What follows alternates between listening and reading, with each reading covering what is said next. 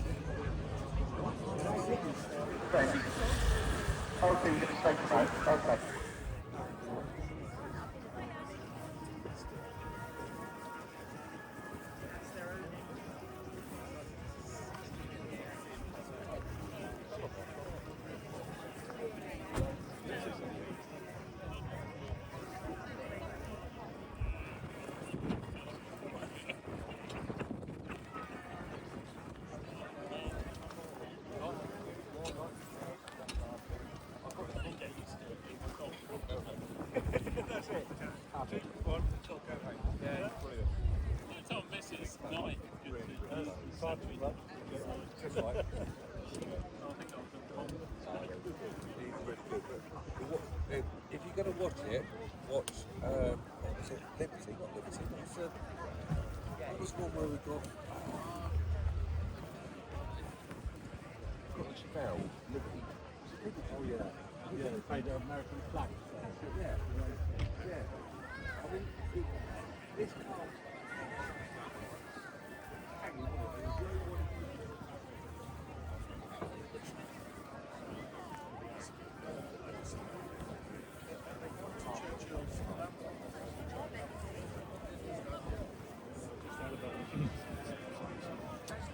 Good old service.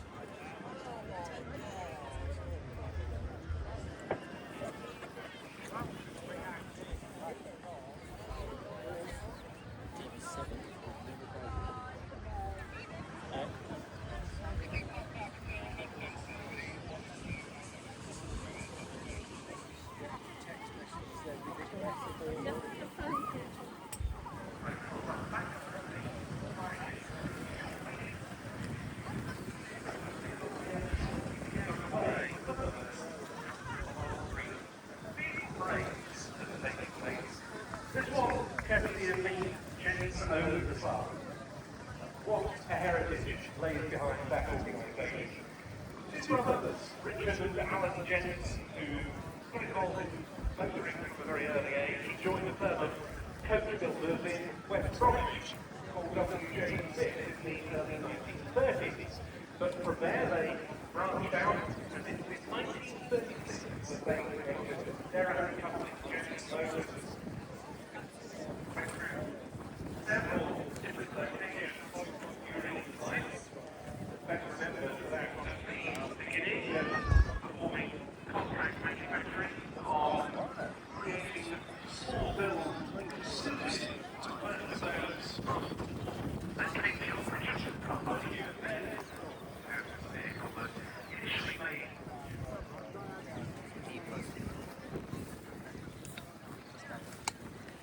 What are you expecting to happen with each of the three vehicle brains is for them to cut down the runway and then parade all the frontal sound. So if you like it over here, for the vehicle brain first, getting on.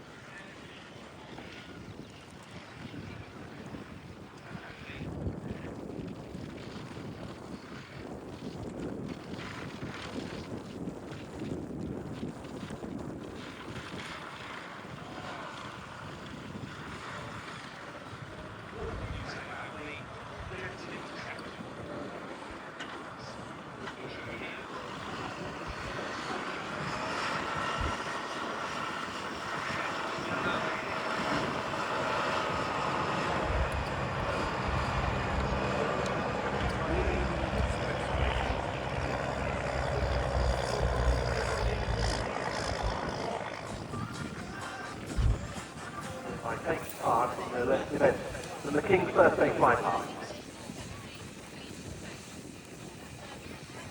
With a very special flypast, the Chinook, callsign ONSLAUGHT formation.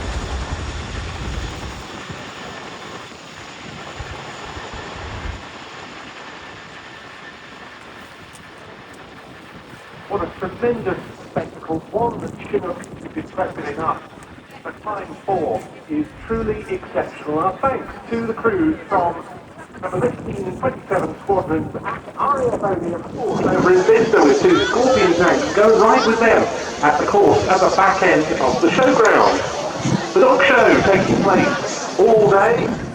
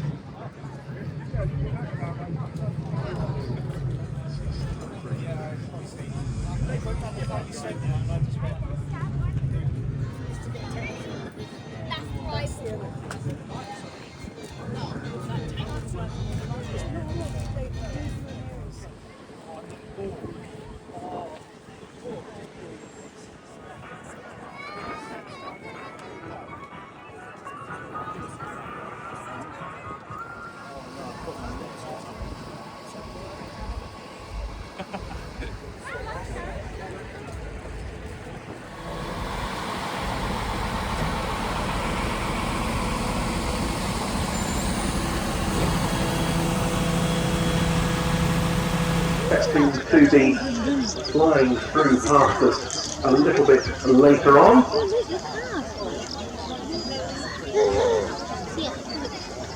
And a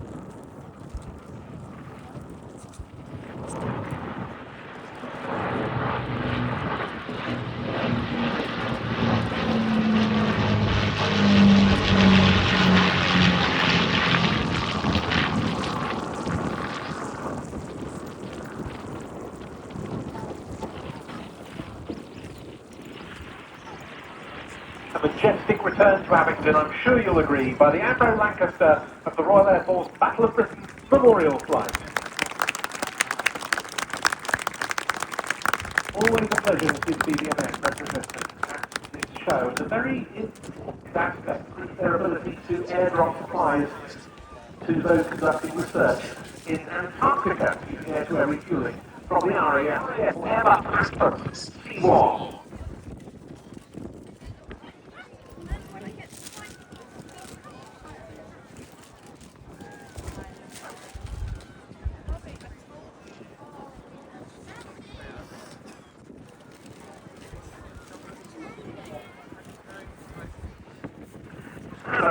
The aircraft coming past us now at the side of the rear ramp open.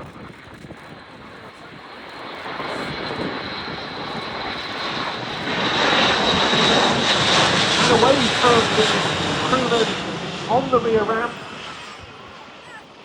A really excellent opportunity to get a good look at the Atlas there.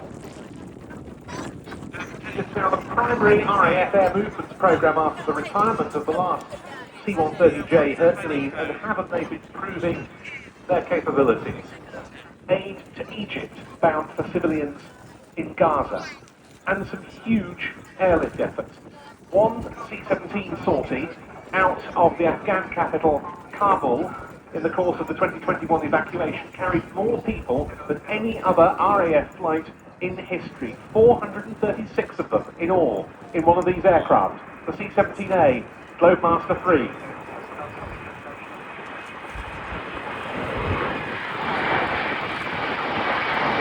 Again, a rare opportunity to see the aeroplane flying past the ramp flags.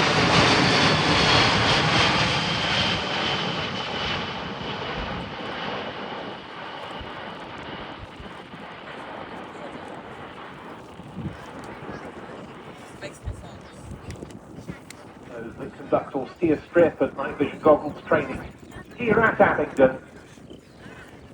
So number 99 Squadron delighted on the back of the aircraft's participation in the King's Birthday Flypast to come here and support our event. Into land then, no doubt about to show off some of its short field capabilities, the RAF C-17A Globemaster III.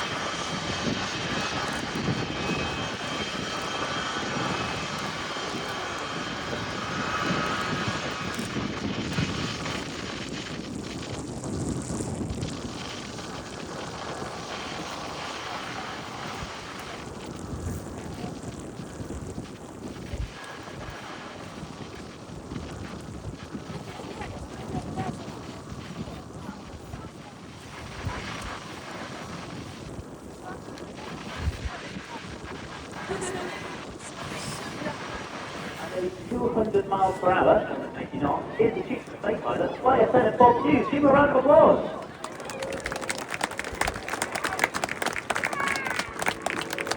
As a full government, 5G is inverted speed into height, on the first maneuver, the hammerhead.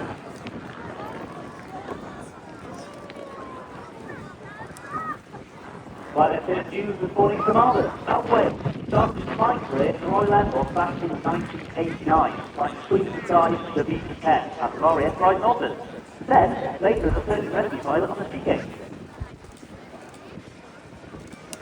At the end of this half horizontal fault now pushes, takes in duty to level the aircraft for an inverted path.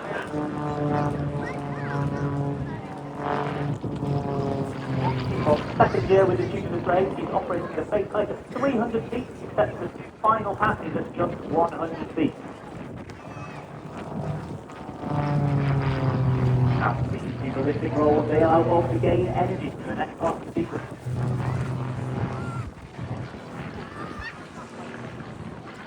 Next, another wing over, a combined pitching and rolling manoeuvre used to turn the flight path to 180 degrees. You'll notice that each wing over is slightly different and from carefully selected flight paths for differing wind conditions and aircraft energy states.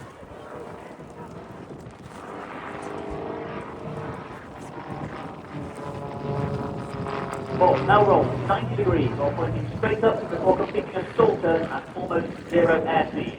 The two 90-degree turns allow Bob to continue in the same direction.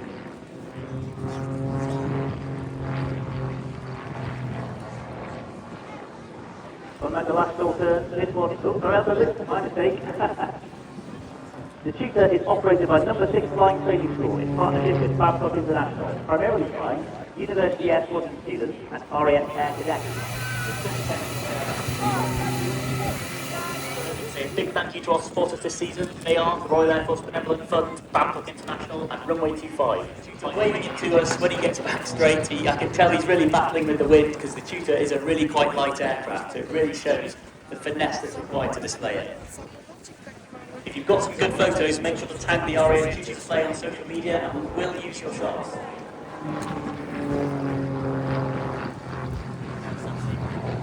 Visit the RAF website to find out more about our professions, including but not limited to aircrew, air operations controllers, engineers, medics, cyberspace specialists and more.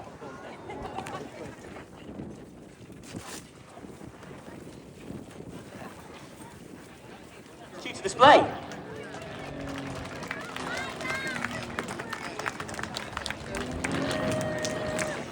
Seb, thank you very much. I thought that was an outstanding display of low-level aerobatics in a low-powered aeroplane on a pretty breezy day. The Tutor really is a difficult aircraft to handle with the wind and at these low speeds, but it makes it an excellent training aircraft. The aircraft I've seen Bob display, because I remember him doing search and rescue roll demo in the Sea King in his previous life in the Rotary. And here I am, I applied somehow. Have you enjoyed it so far? Oh, absolutely. I'm on hold in 3 miles. I'm flying For the rest of the day, so do go and see them. Will you be there as well at some point? I will. Lovely. Easy to find your way to now. It's pretty much adjacent where a large grey transport aircraft has just parked up.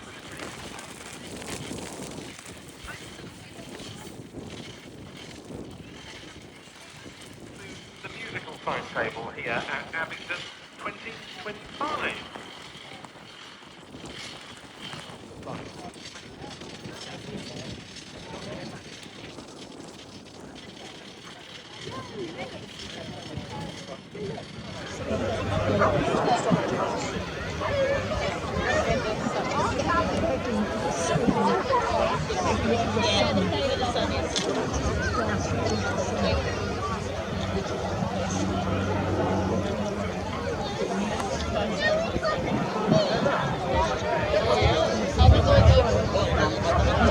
And there they go, the 2025 Royal Air Force Odiham Parachute Display Team.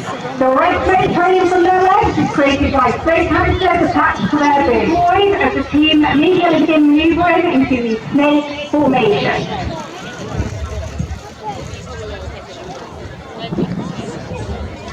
For the 2025 season, the team has been working on a dynamic routine over subwinter, and we hope to enjoy the visual spectacle as much as the RAF Falcons enjoy flying it.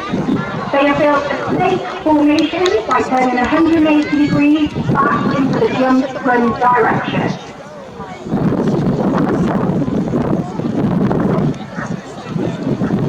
This leads into the crisscross, where both sides of the formation will turn towards each other, with closing speeds of over 45 miles per hour, and then pass within a few feet of one another.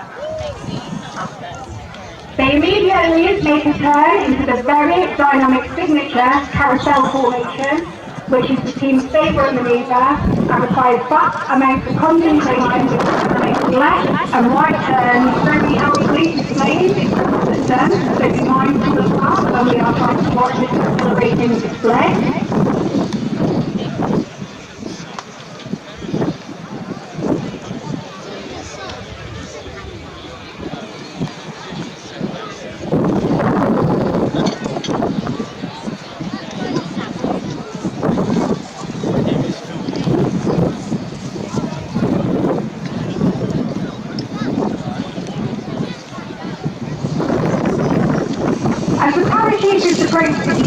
They will be able to hear you. So as everybody, just put your hands together and give them a huge cheer to encourage them and to show your appreciation for the skills demonstrated today by the 2025 RAF Falcons team.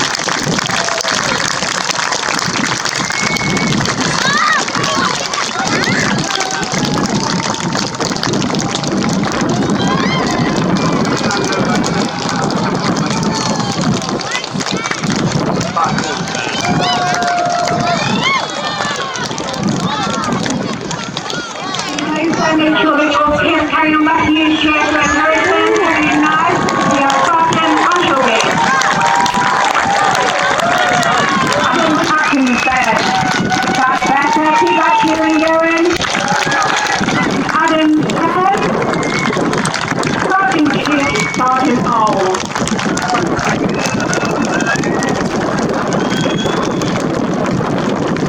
Their parachute status. They need to secure their parachute to make sure they stay connected and get all handled up. You will see their face their heavy arms at the start of the parachute itself.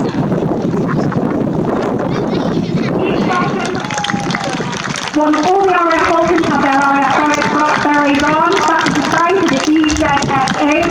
Let's see who can do it quickest.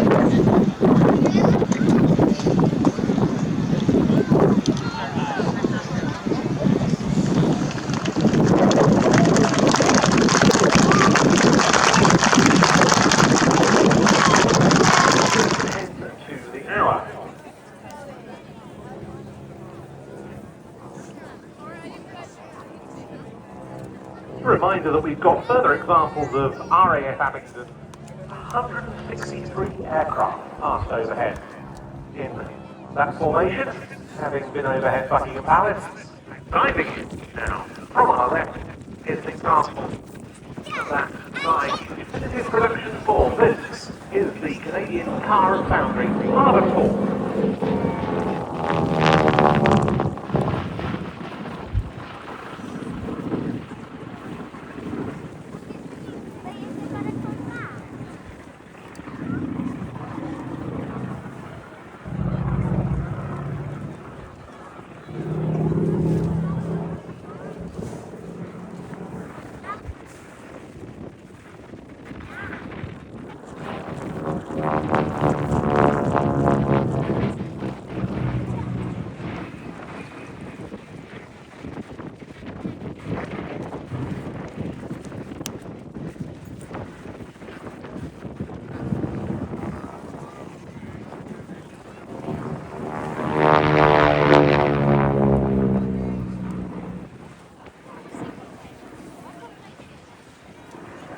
What was it that made and continues to make such a great trace for those passing on flying frontline fighters and bombers of the day? Well, there are many different answers to that.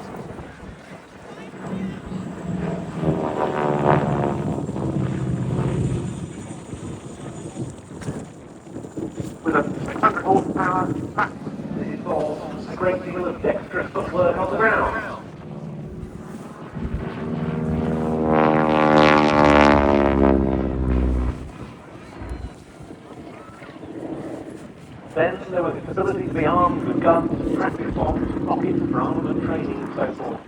No wonder this aeroplane became such a revered trainer. It is still so much in demand today for training the modern breed of warbird pilots in tail dragger characteristics.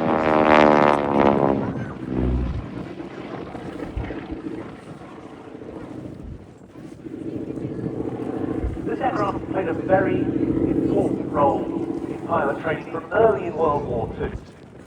The mainstay of the Commonwealth Air Training Plan at bases in Canada. Now, there's a very interesting story that the first 25 examples to be based in Canada, which were supplied before September 1940, couldn't be flown across the American border, having been built by North American Aviation, and was still neutral, so they had to be physically hauled across the frontier by Canadian nationals.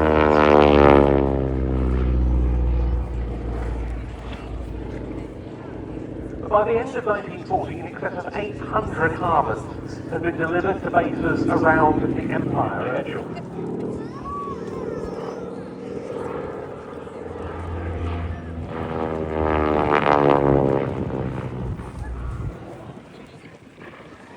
SSJ.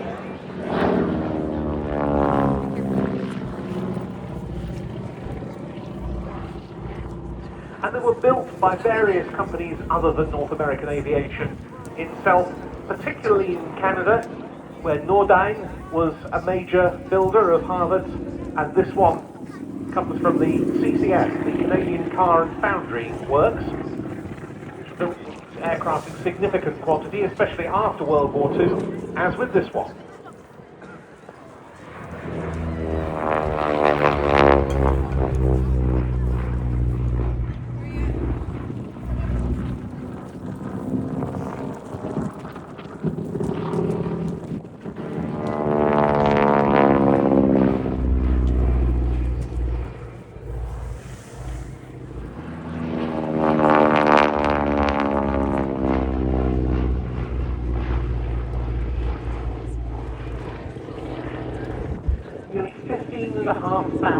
Of these aeroplanes were built. They carried on serving for years after World War II. The US Air Force flew them as forward air control platforms in the Korean War. The RAF used them in Malaya as light strike aircraft, taking on communist gangs.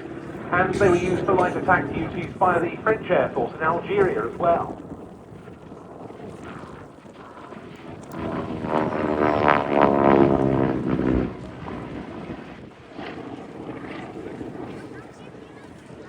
The last major military user of the Harvard was the South African Air Force. They served for 55 years. 2016 used for test and trial support by kinetic Boston down.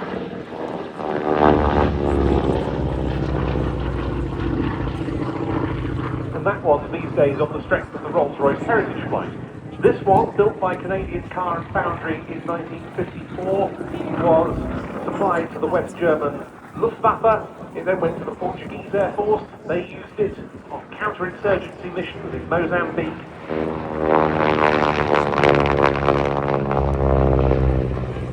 It's been in private hands for a good while now. And it's today with the Navy Wings Heritage Flight at Yeovilton in Somerset, and that terrific display was given to us by the very talented Chris Gotka in the Harvard 4.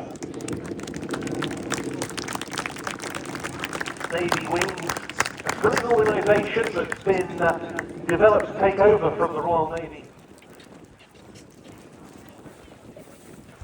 There it is, positioning out in front of us, putting smoke on.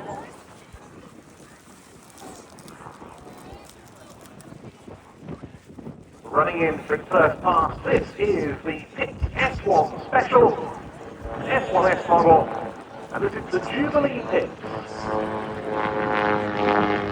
So, starting off with a side-splitting partial knife-edge flypast,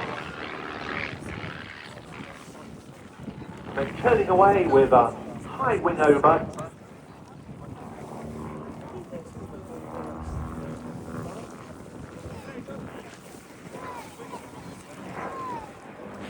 back into us on the 45 degree line. pulling up for a series of Humpty Dumpty maneuvers. So there you can see pulling up, pushing uncomfortably over the top, a great deal of painful negative G for the pilot. The pilot being Ian Smith, who was born in Australia, moved to the UK when he was 20 and has worked as a medical trainer in the NHS. Robotics, he is an aerodrome flight simulation service officer in the control tower.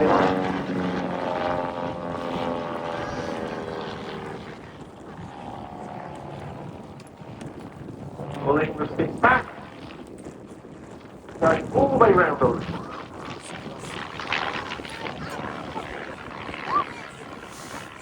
Notable display pilots, the likes of Brendan O'Brien and Nigel Land, for example, rebuilt in the 2010. And now pulling up, you can see the effect of the wind there from the trajectory of the aircraft and the smoke trail.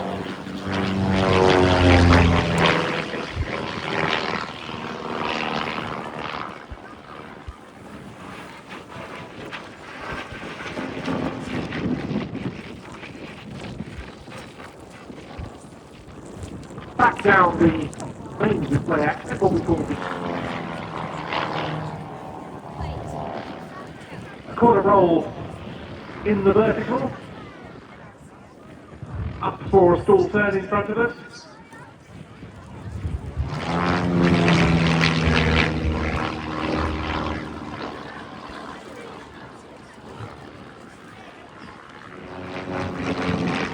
Up a roll of the down line.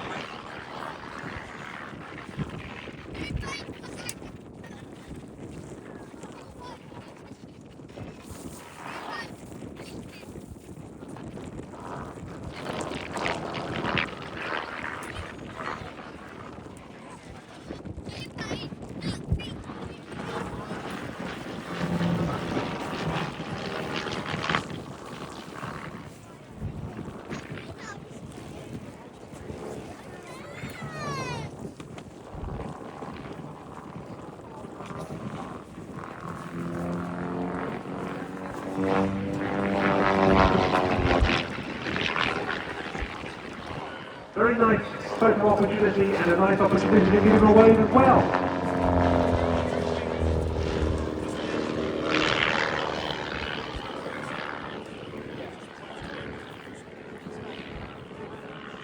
Farewell to you. Please say your farewells to Ian Smith with the Jubilee Pitts. Tatsupaka Miyagawa. That's Tatsupaka Miyagawa. Please come to the event control tent while the C-17G Flying Fortress named Sally D.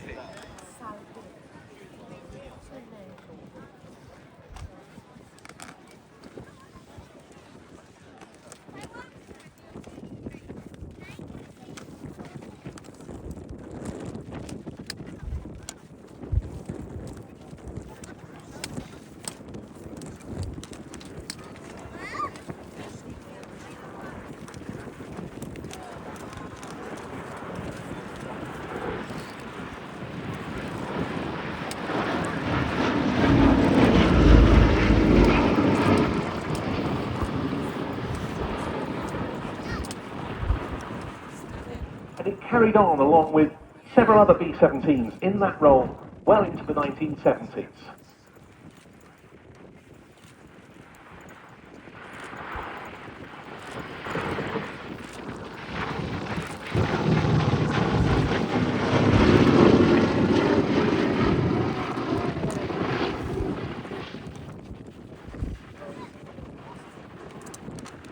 But the passing story that we celebrate this year began 50 years ago in 1975, when this airplane was acquired by a man who commemorates to this day Ted White and Associates of a company called Euroworld. In early 1975, and somehow it's stayed here ever since.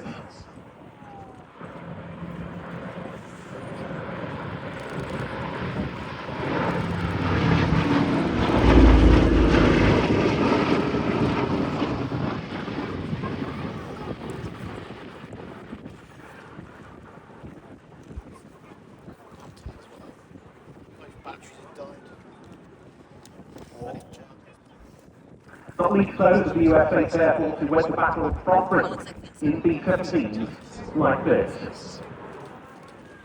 Yeah, it says.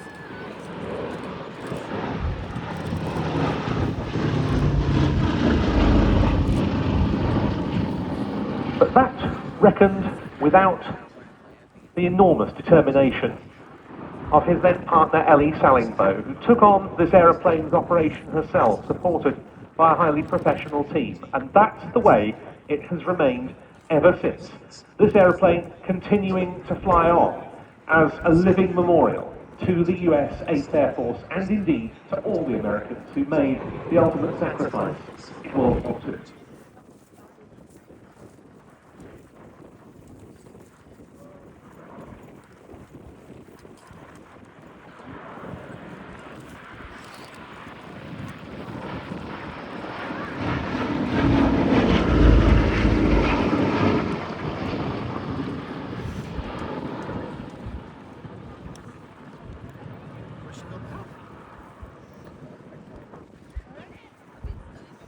And of course, keeping this aircraft flying, allowing it to continue its vital mission of commemoration and remembrance, is no easy device long ago.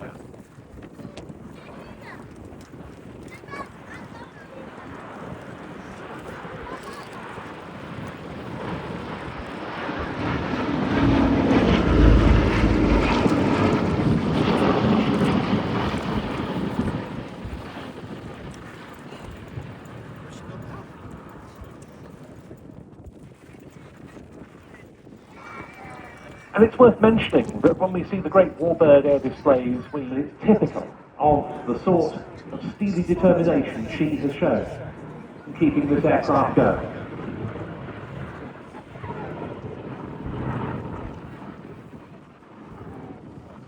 Cemetery in Cambridgeshire, not far from Duxford, where this aircraft is based.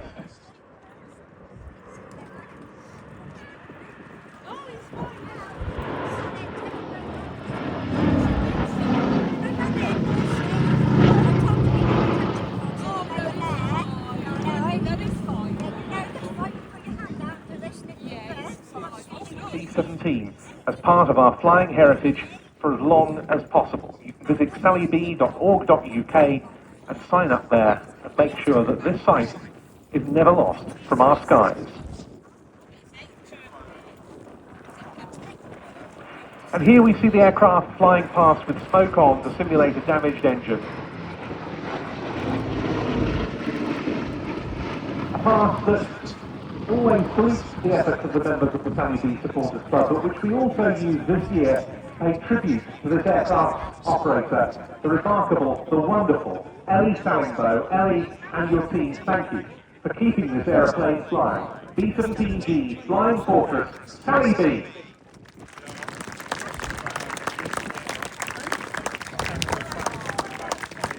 And what a splendid demonstration.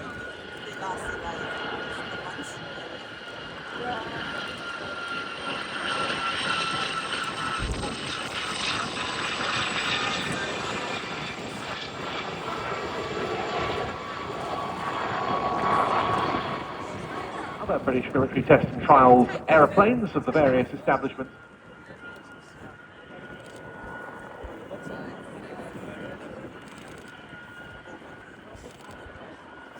In towards us for a break. The helicopter I was just talking about is the one heading off now towards the left.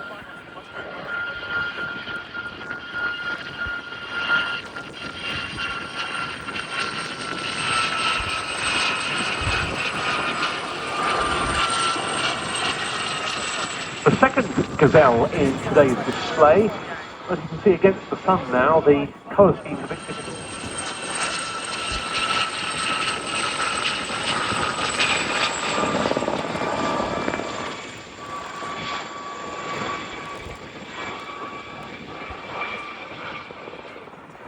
All of this part of an incredible CV that these helicopters amassed with the British services. A very distinctive helicopter it was and is, with its single turbine Atlas engine And it's then, when it first appeared in the 1960s, pioneering use of the enclosed fenestrine tail rotor arrangement instead of the conventional tail rotor. This was a joint Anglo-French product between Westland of the UK and Aerospatiale, as it was in France. The Royal Navy also used the Gazelle for many years as its main rotary wing trainer, during which time they had their famous Sharks helicopter display team on the Gazelle.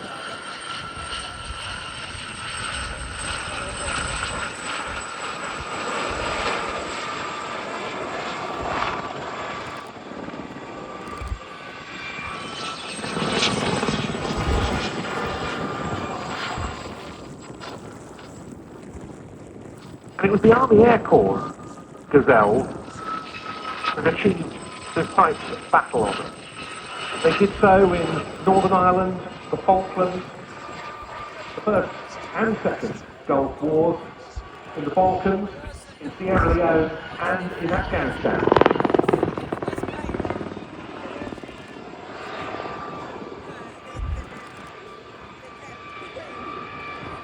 For 9 years. And with him in the display today is Andy Usher, another former Royal Marine who, like Tim, undertook training with the Army Air Corps, joined 3 Commando Brigade Air Squadron. He flew in the Falklands, Northern Ireland, both Gulf Wars and Afghanistan. He flew the Sea King as well in the Royal Navy. His last military flight was in Afghanistan, a live Special Forces operation in January 2008. He was also a keen freefall parachutist during his time in the Marines. He's just completed 16 years as a commercial helicopter pilot. Now he's aiming to be a heli-deck crew instructor and inspector in the super yacht business. Bringing the 2 Gazelles in right bang on display centre in front of us. Excellent view of them with their navigation lights on.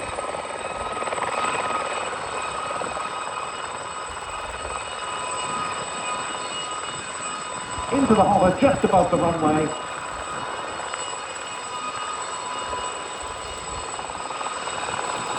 And you can see them now doing a backward transition.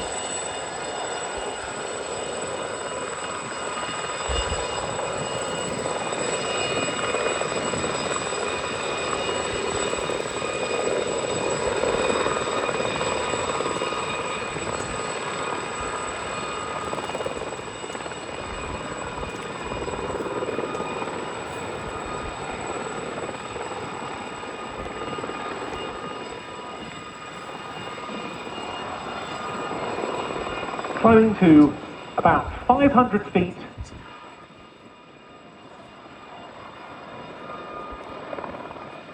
Ready for the finale of their display. And transitioning out of the hover, diving back in towards us. And both breaking away.